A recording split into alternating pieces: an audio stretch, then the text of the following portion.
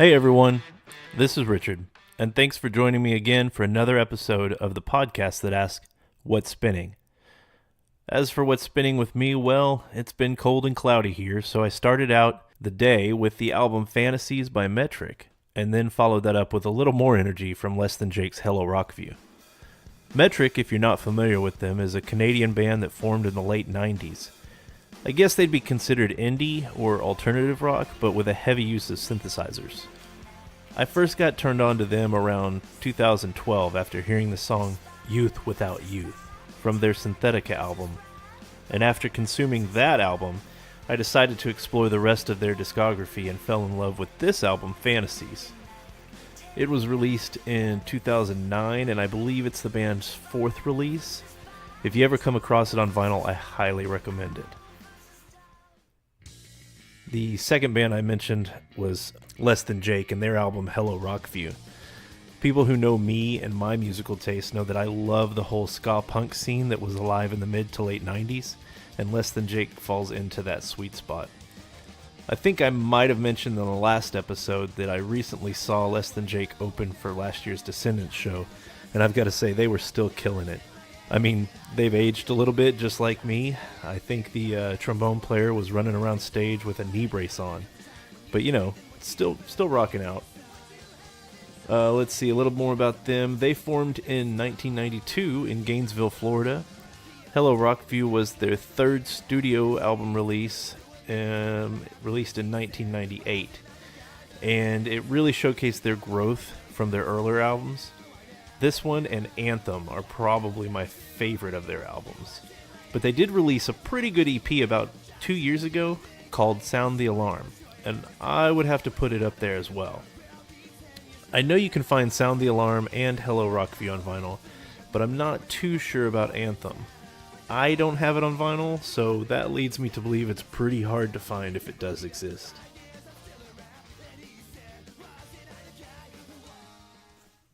Alright, so I've got another list for you today. This one I dug up from an old Rolling Stone magazine readers poll, and it's the 10 best Tom Petty albums. It includes both his stuff with the Heartbreakers and his solo work. Now, it is a bit old. I think it's from mid-2013, but I believe the only album that wouldn't be included on this is Hypnotic Eye, so that should be okay. Okay, so here we go with this list. At number 10, we have Long After Dark, that was released in 1982. This was before Petty took kind of a 3-year hiatus, but this did have the hit track You Got Lucky. At number 9 is 2010's Mojo. Coming in at number 8 is Into the Great Wide Open. This one was released in 1991 and contained the hits Learning to Fly and the title track Into the Great Wide Open. At number 7, we have the 1976 release Tom Petty and the Heartbreakers. This actually was not very well received when it first came out. Well, not that it wasn't well received, but it just wasn't a very popular album. It was contending against a lot of other things that were out in 76. And it wasn't really until their third album, Damn the Torpedoes, that people went back and picked this up. And at that time, they discovered the songs Breakdown and American Girl. At number 6 is the album Echo. This one I've read is more of a personal album for Petty, where he was kind of going through a lot, and I think his bass player was in the middle of a bad heroin addiction. And so he was struggling with a lot with that and with his divorce at the time, and just poured all of that into this album. This one was released in 99. After that, at number 5, we've got Hard Promises. Hard Promises was released in 1980, and the biggest track on this album is The Waiting, which I love that song, mainly because I like to bring it up in conversation. You know, whenever people are talking about something they had to do and they're like, but this was the hardest part. I'm like, hold on, wait a minute. Tom Petty always told us that the waiting was the hardest part. At number 4 is 1985's Southern Accents. Now, this album I never really listened to a lot, but it did have one standout song on it, and that song was Don't Come Around Here No More. I'm sure everybody remembers this video playing on MTV all the time. It was a very trippy Alice in Wonderland themed video, and it was great. And the song was great too. Okay, Now, a little caveat here. We're getting to the top three of this list, and at this point, you could probably switch the three of these albums all around in any order you want and still have a good list. Because to me, I think these albums are all tied. But I'm going off this list, and at number 3, they have Full Moon Fever. Full Moon Fever was released in 1989 and was a huge success both on radio and on MTV. It included the hits I Won't Back Down, Free Fallin', and Runnin' Down a Dream. At number 2, we're back to a Heartbreakers release. This was their third album, Damn the Torpedoes, from 1979. It had tracks like Refugee, Here Comes My Girl, Even the Losers, and Don't Do Me Like That. Then, at number 1, big drum roll here, Tom Petty's solo album, Wildflowers. This was released in 1994, and it was a really great album. I remember getting this one on CD for Christmas, I guess probably in 94. I would have been in high school at the time. This was definitely a mellower album, but it did have I think it just had one radio track, and that was You Don't Know How It Feels. But it's still, every song on it was great. I remember listening to it over and over and over again. And maybe that's just nostalgia for me, but apparently it made an impact on a lot of people because it made it to number 1 on this list. So, like I said, it was a reader's poll, so it may or may not line up with how you rank the Petty albums, but I believe it's pretty close. For today's album discovery, we're going to take a look at one of those Tom Petty albums because, as Mark Maron says... everyone loves, Tom Petty and burritos. That's right. Everybody loves Petty. So we'll be taking a look at number 2 from that top 10 list and answering the question, what makes Damn the Torpedoes such a great album? Damn the Torpedoes was released in 1979, and it was the third from Tom and the Heartbreakers.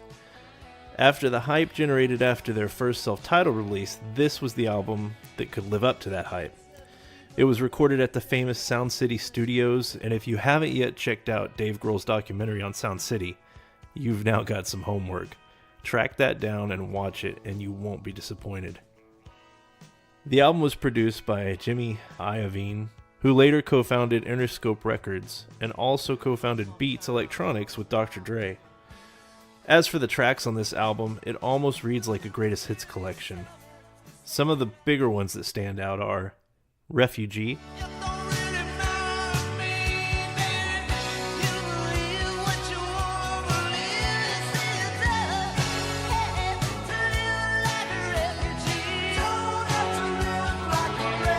Here Comes My Girl,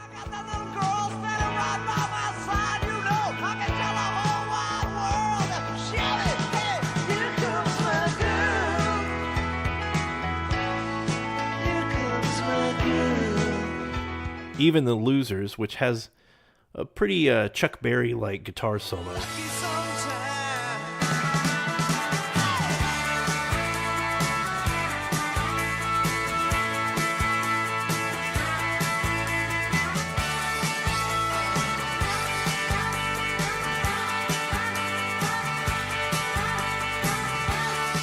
And Don't Do Me Like That.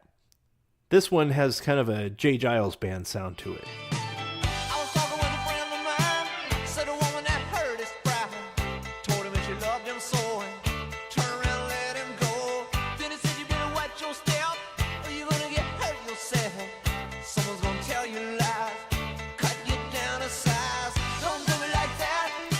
What I like most about this album is that it kind of put American rock and roll back on the map during a time of new wave and punk.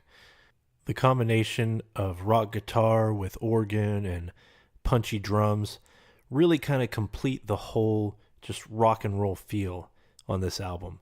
I feel that it also solidified Tom Petty as a songwriter, and the combination of Tom Petty along with lead guitar player Mike Campbell on 2 of the album's biggest hits, Refugee and Here Comes My Girl, proved that they were a pretty great songwriting duo as well. Alright, so now it's time for Richard's pick of the album. For this album, I'm going to have to go with the lead-off track, Refugee. Much like the album itself, I feel like this one was a call back to the rock and roll roots. It proved that Tom Petty and the Heartbreakers, they were kind of schooled in that rock and roll mentality. It also, like I mentioned earlier, was one of them that Mike Campbell and Tom Petty collaborated on. And from what I've read, basically Mike Campbell recorded his parts on a 4-track recorder, gave them to Tom Petty, and the song lyrics just kind of flowed from there. Petty had no trouble writing the words to this one. Then apparently when it came time for them to record the track, it took anywhere from 100 to 200 efforts of getting it nailed down. Apparently it was such a stressful time that Mike Campbell even just left town for a couple days, cleared his head, came back, and then they were able to knock it out. I think the end result was definitely a good product. So I thought I'd play a short couple of minutes of this track and then come back and wrap things up for this week.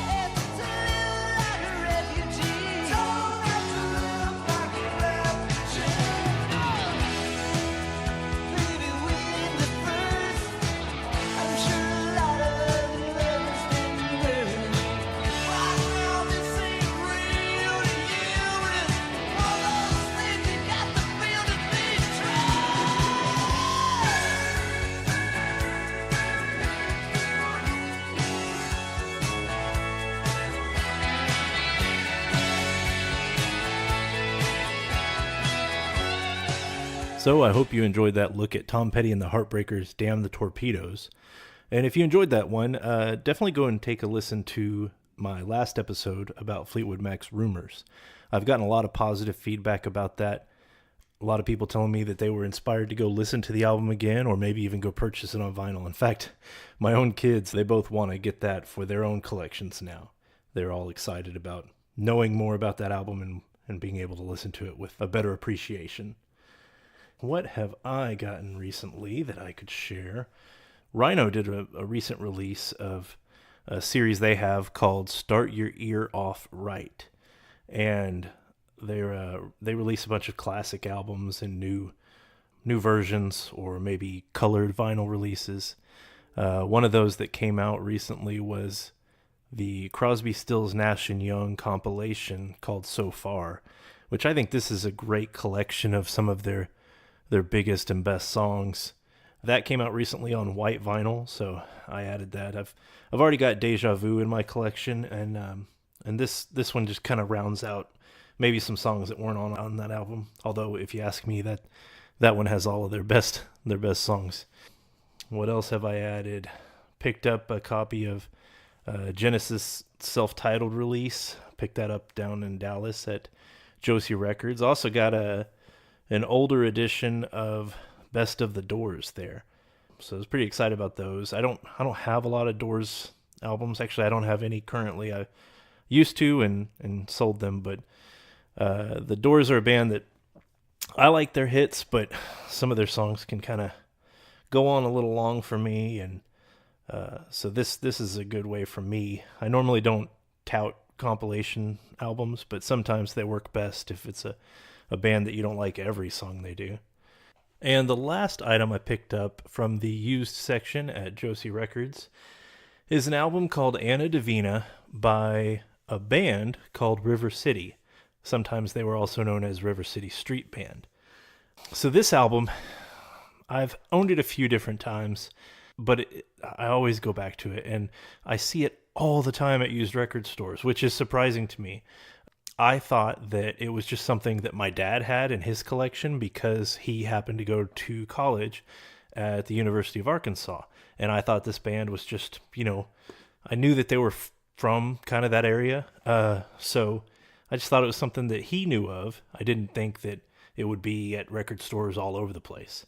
Anyhow, they were on the Enterprise label, which was part of the Stax Records company. And I believe they were actually the first all-white band signed under the Stax Records group back in 1971. This album was released in 1973. I guess the category is classified as blues rock. I would maybe compare them to Blood, Sweat, and Tears or Chicago at this time. I think on this album, the horns are not as prevalent as they were on their previous album. Now, I mentioned that this one kind of holds a special place in my heart, and that's not only because it was always a part of my dad's record collection, but a member of the band, Dick Johnson, who was one of their guitar players and a backup vocalist, he was actually my football coach when I was in 10th grade. That's right. When I was in 10th grade, I lived in Fayetteville, Arkansas, and he was the head football coach for the Fayetteville High School Bulldogs. I think he also later became the athletic director there. And I'd never put it together until we had a family picnic prior to the season starting my 10th grade year. And Coach Johnson brought out an acoustic guitar, and he sat down and he played all through American Pie, just him singing and playing acoustic guitar. And it was pretty awesome. Now, there was another guy in this band. His nickname, I should say, was Fuzz. I think his name was Fuzz Foster. And what I'm going to leave you with this week is a song from the end of that album. It's just a short 1:48 song.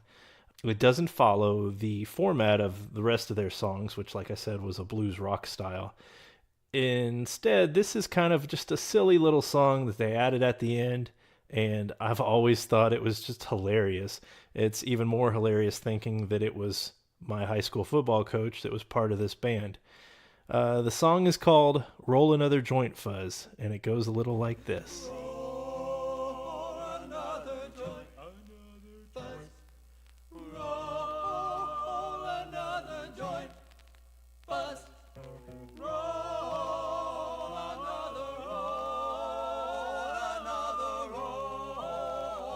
another joint, Fuzz. Roll another joint, Fuzz.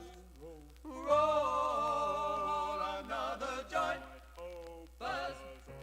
Roll another joint. Roll another joint, Fuzz.